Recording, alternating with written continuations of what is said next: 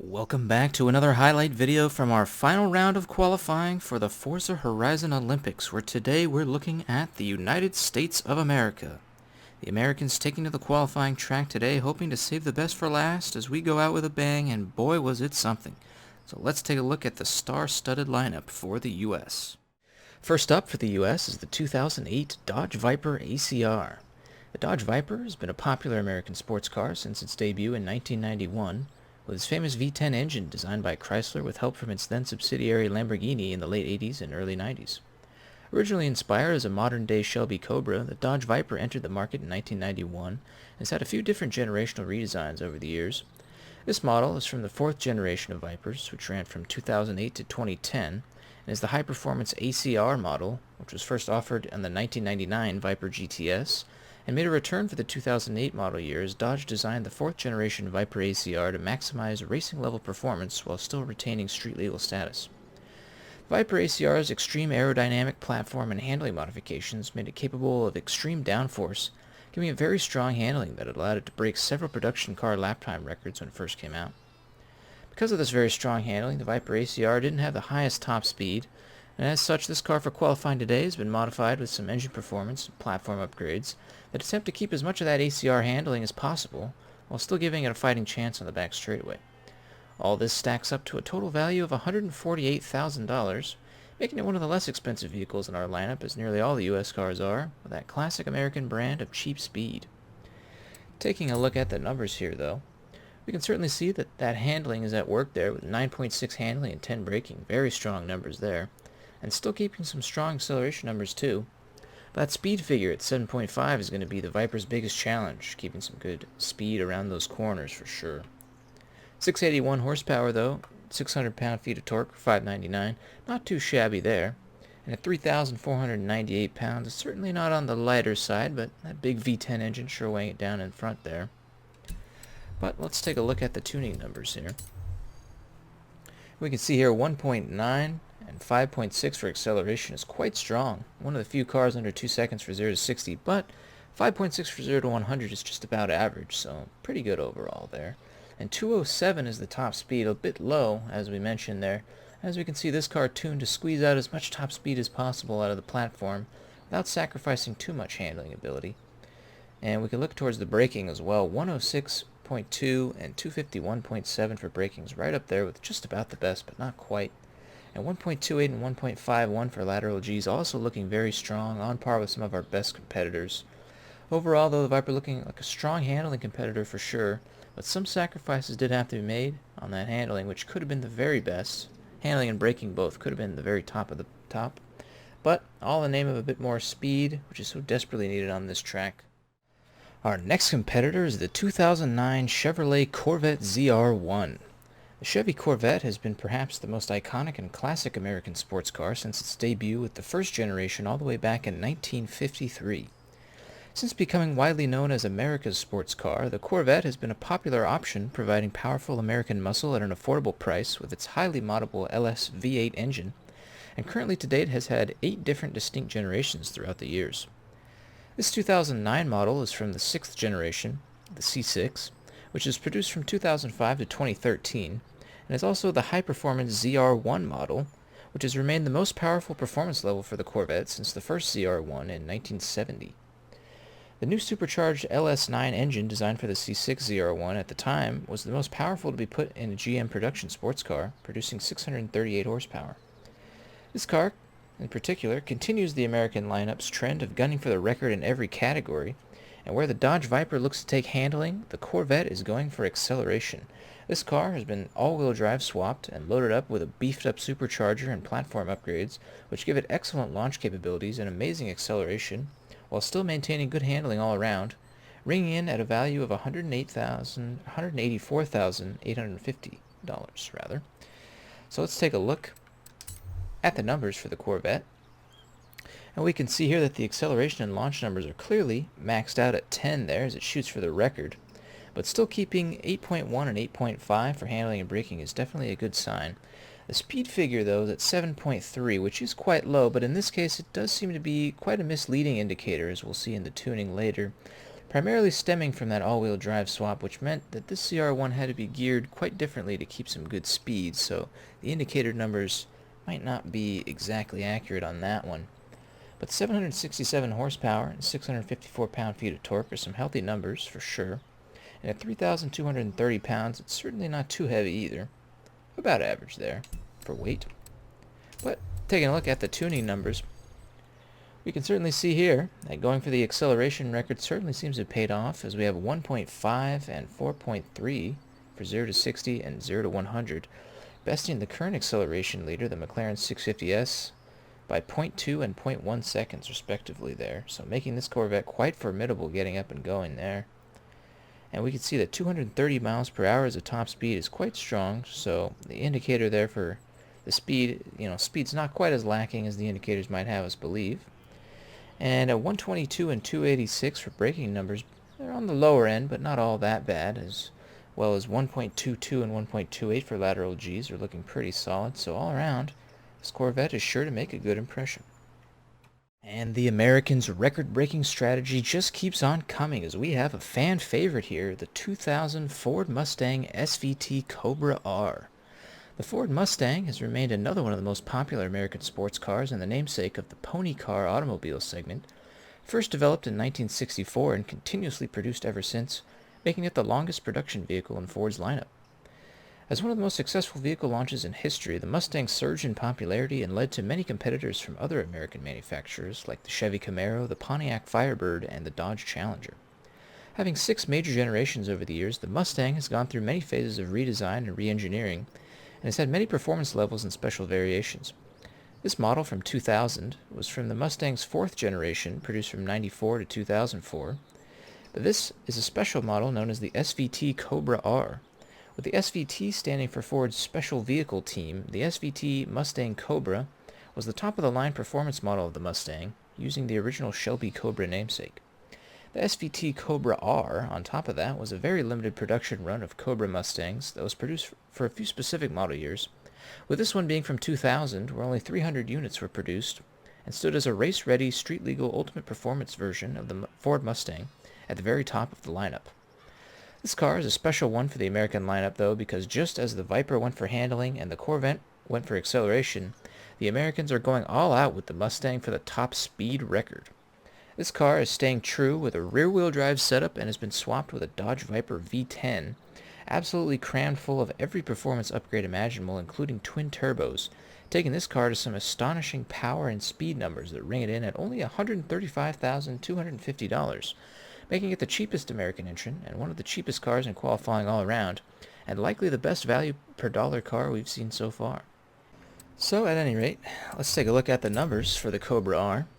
We can see 9.8 speed, a tremendous figure for the S1 class, putting all its points into that one, as we have 7.9 handling and 8.3 braking, which are still some good numbers. And acceleration and launch numbers there are not looking quite as strong purely due to that rear-wheel drive setup and a tremendous amount of wheel spin, but from a rolling start should be very strong there anyways. And swapping over these numbers though, we can see some incredible stuff here with 1,128 horsepower and 997 pound-feet of torque are monstrous numbers coming from that twin-turbocharged 8.5-liter Viper V10. And at 3,033 pounds makes it much lighter than both the Viper and the Corvette that we've seen so far, so some really strong numbers there. But for the tuning numbers, we can see 2.8 and 6.2 for 0 to 60 and 0 to 100 acceleration, which is not too bad, but perhaps primarily due to a lot of wheel spin from the launch from 0, whereas it still might have some good acceleration from, say, 60 to 120. But the real prize here is the top speed, as we can see an eye-watering 264.5 top speed. So this car is looking poised to smash that on-track top speed record indeed.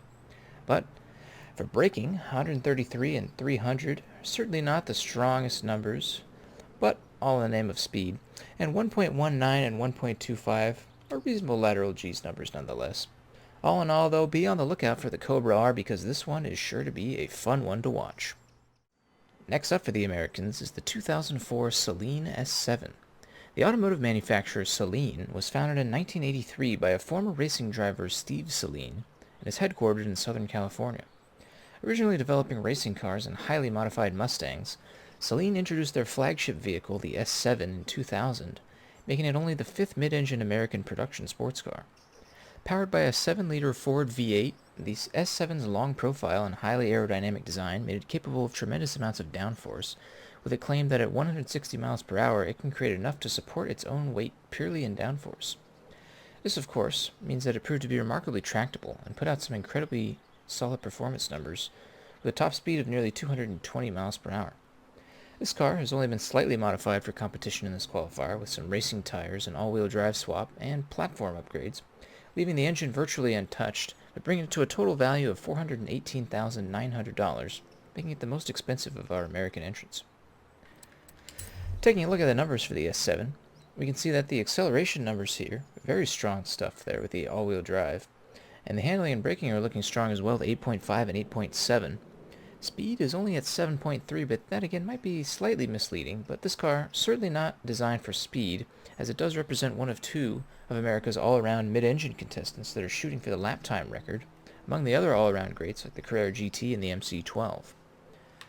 575 horsepower though, and 570 pound-feet of torque, again not the strongest numbers there, as the engine has been essentially untouched, but at 2,813 pounds, it is so far the lightest contender for the US, so that certainly helps it out quite a lot with the lower power numbers, and will make it a lot more nimble in the corners for sure. But if we take a look at the tuning numbers, we can see 2.1 and 6.0 for acceleration are certainly some strong numbers there, perhaps only about average for 0 to 100 however, and 217 is for the highest, for top speeds, not the highest top speed, but a good targeted number for this track, as we've seen from many other great well-rounded lap time killers so far. And the 105 and 266 for braking numbers there, it's looking very strong, right up there with the very best in fact. And 1.23 and 1.35 for lateral Gs, also some good numbers there. So the S7 looking very well rounded and will likely put up some strong times. And now our final entrant for the Americans and our final entrant for qualifying altogether is the 2005 Ford GT. The Ford GT began its life as a concept car and a tribute to the famous GT40 race cars from the 1960s, which took on Ferrari at Le Mans and perhaps the most famous racing storyline of all time. Developed in 2005, the Ford GT was designed to be very similar in outward appearance to the original Mark I GT40, but was larger in many ways to accommodate the machinery involved in making the vehicle a working, drivable, street-legal production car. Using a 5.4-liter supercharged V8, the GT released to incredibly high demand, which far outmatched their supply, and has since been celebrated as one of the greatest American sports cars of the 2000s. This Ford GT, though, has been highly anticipated for a qualifying event, as there have been a lot of rumors circulating around about this very car, making it the boogeyman of the American lineup, as speculation has run wild with claims of unheard-of performance and perhaps even foul play. All of this being as of yet unfounded. What we can tell you is that this GT has been modified with an all-wheel drive swap, some weight savings and platform upgrades, as well as an upgraded supercharger and a few engine upgrades, that bring it to a total value of $357,600. At any rate, all eyes are going to be on the Ford GT, as it's going to be our very last contender for the Olympic qualifiers, and it's certainly got some expectations to live up to. But let's take a look at the numbers here and get an idea. 8.4 and 8.7 handling here for the GT, certainly strong numbers, and with some really good acceleration with that all-wheel drive swap, combined with a decent 8.0 for speed. It's looking like another good all-around mid-engine car that certainly seems to do well on our track. At 684 horsepower and 589 pound-feet of torque are some solid numbers, and at 2,826 pounds it's quite light as well, which should give it some great corner carving abilities. But taking a look at the tuning numbers, we can see for acceleration we have 2.0 and 5.3 for 0 to 60 and 0 to 100, which are definitely quite good numbers there. At 230.7 mile per hour top speed suggests a very solid speed ability as well. With 106 and 267 for braking numbers being very good, if not some of the best. And 1.23 and 1.33 for lateral Gs being particularly strong as well. It's looking like the GT is a very well-rounded car with some similar numbers to the top competitors so far, but the numbers don't seem to indicate anything too suspicious or astronomically out of the ordinary. A lot of pressure on the GT though, and only time will tell if it lives up to the hype. Alright, starting off our American qualifier today with the Dodge Viper ACR. Let's see how that handling will do on our track.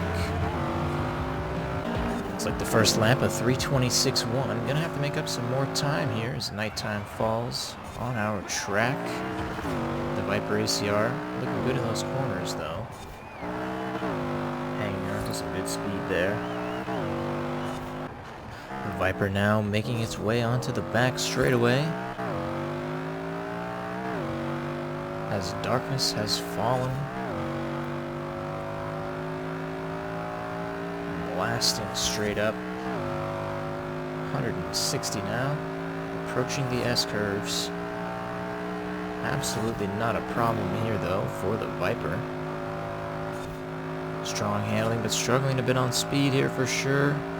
206, 208 looks like the top speed for the Viper. Coming through the town corners now. Can it put up a better time than 18.1? ACR digging deep.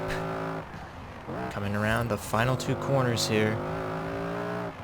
Strong turn there.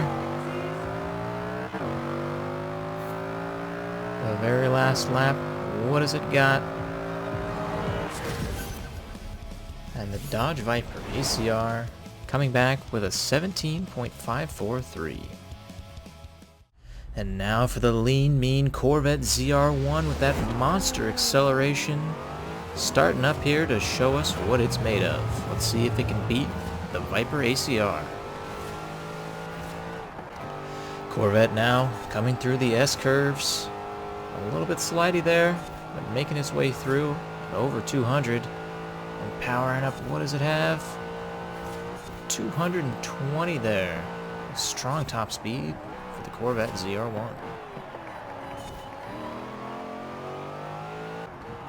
Coming now down to the final corners for the second lap.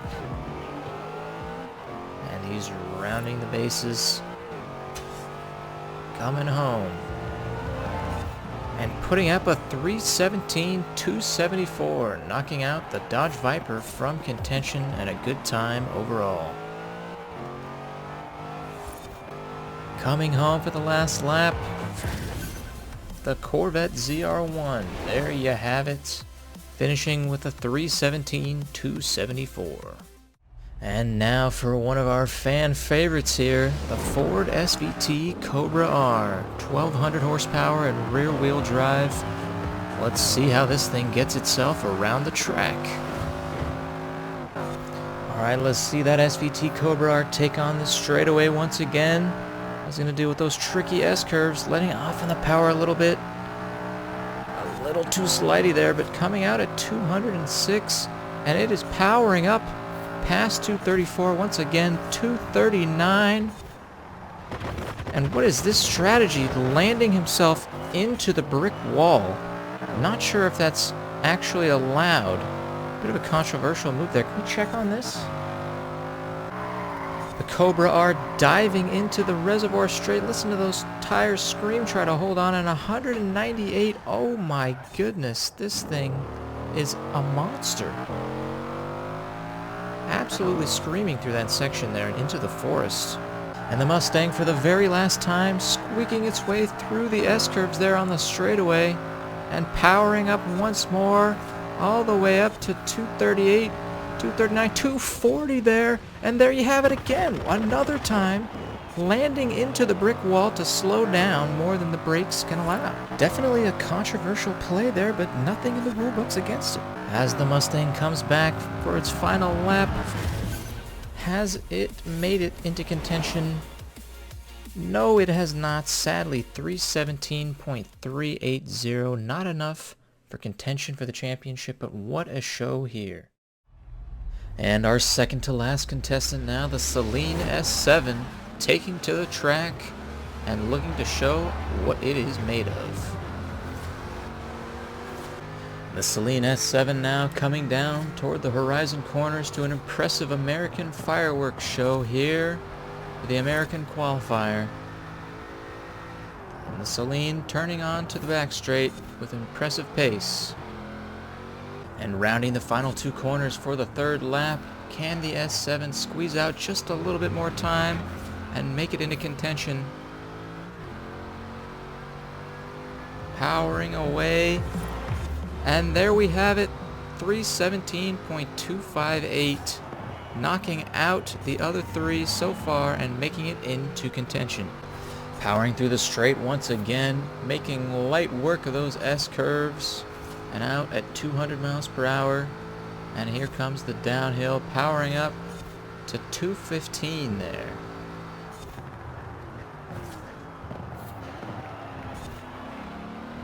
A strong final lap so far for the S7, coming down into the town corners, looking to put up an even stronger time in the 16s. And here we go, the final two corners. Coming back, a little bit of a light drizzle on the track, it seems there. And coming home once and for all, the Celine. What time do we have? A 316.630.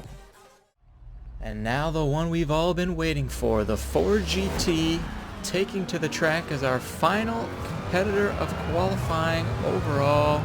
Let's see if the rumors are true. Making its way around the final corner for the first lap. The Ford GT, give us an idea here.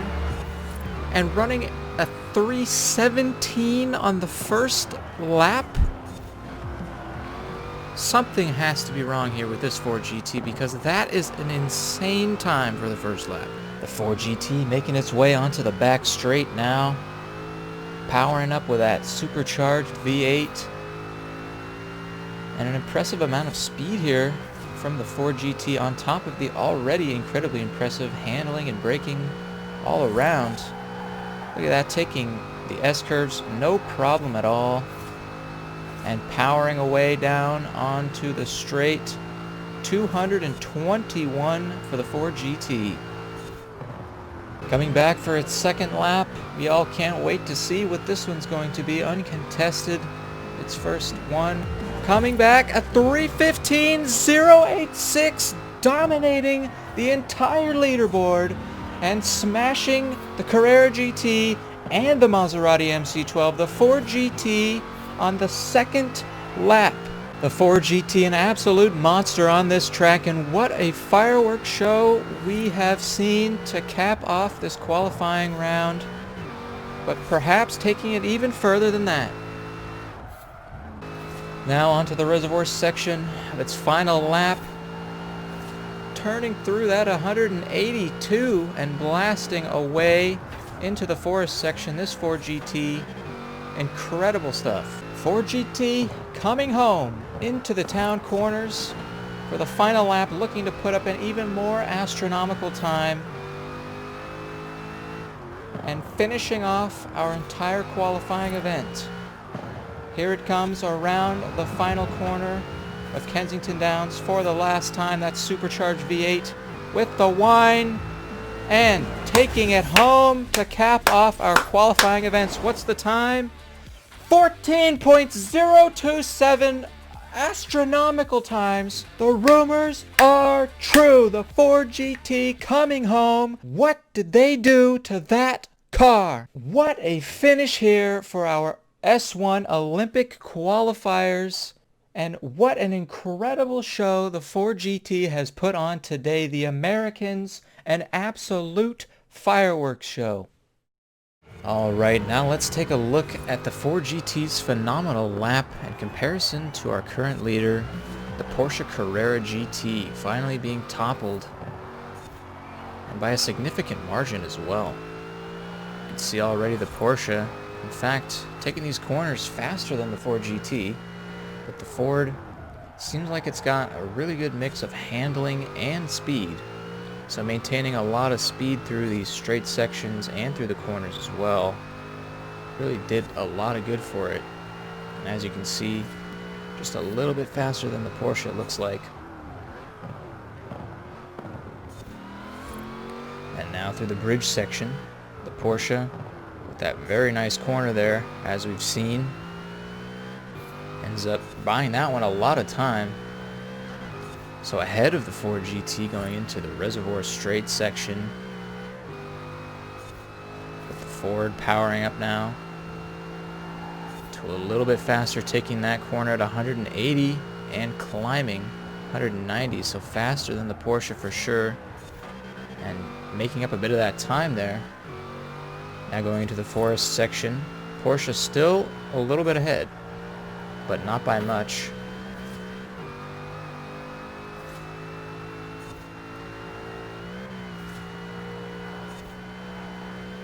Almost exactly the same now.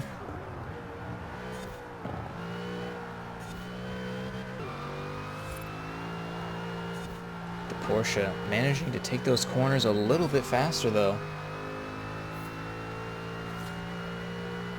Coming now down to the horizon corners. Looks to be nearly the same. The Ford GT looks to take the lead just slightly there.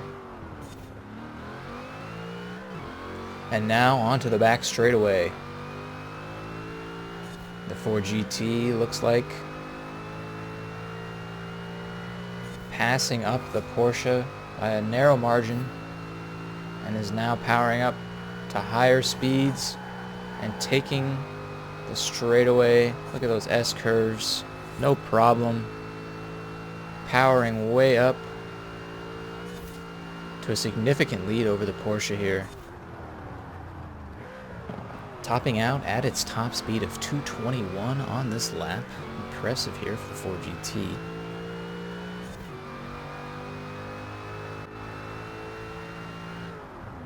But pulling away here, a significant lead here for the Ford GT and the Porsche, though it can take those corners perhaps a little bit faster.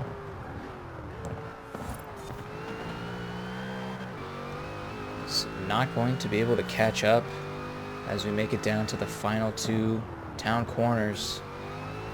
The Ford GT definitely still ahead, and rounding that final corner and off down the final straightaway and into the history books. The very last lap, the Ford GT winning it by over a second, nearly a second and a half.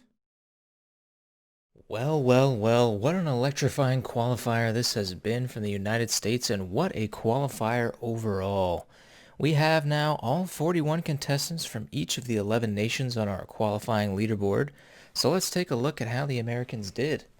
We can see here that the U.S. did quite well overall. Their bottom three competitors, the Corvette, the Mustang, and the Viper, all running similar times in the 17s, right next to each other there.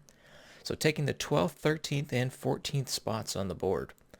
The American lineup all went for records as well, with the Viper looking to go for handling and braking, and wasn't quite able to take anything for lateral Gs, since it did have to compromise a little bit for some speed, but actually was able to earn a partial record at least for best braking by taking the top spot for 100 to 0 distance, although just beat out in 60 to 0 by the Aston Martin.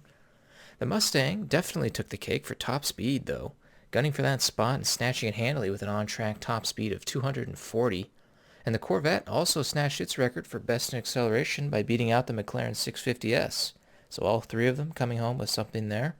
The top two competitors, though, for the U.S. were looking to take the record time overall, and we saw that the Saleen sadly fell a bit short of that aim, but still put up a solid time of 3:16.6 and took the number 6 spot, so just missing out on the top 5 there. But the Ford GT, on the other hand, was able to take its record by becoming our new qualifying leader with that incredible time of 3:14.0, smashing the Germans' top time by nearly a second and a half. So great show for the Americans as our last national qualifier, and great stuff overall. Well, some extraordinary stuff coming out from the Americans today, capping off our national qualifiers, but although it may seem as if the Olympic qualifiers are all set to go, before we head to the championship race, there are just a few loose ends that need to be tied up, and with a statement handed down from the Olympic Committee at the 11th hour today, it appears that a long-standing controversy with the committee between the Swedish and Danish federations has now come to fruition.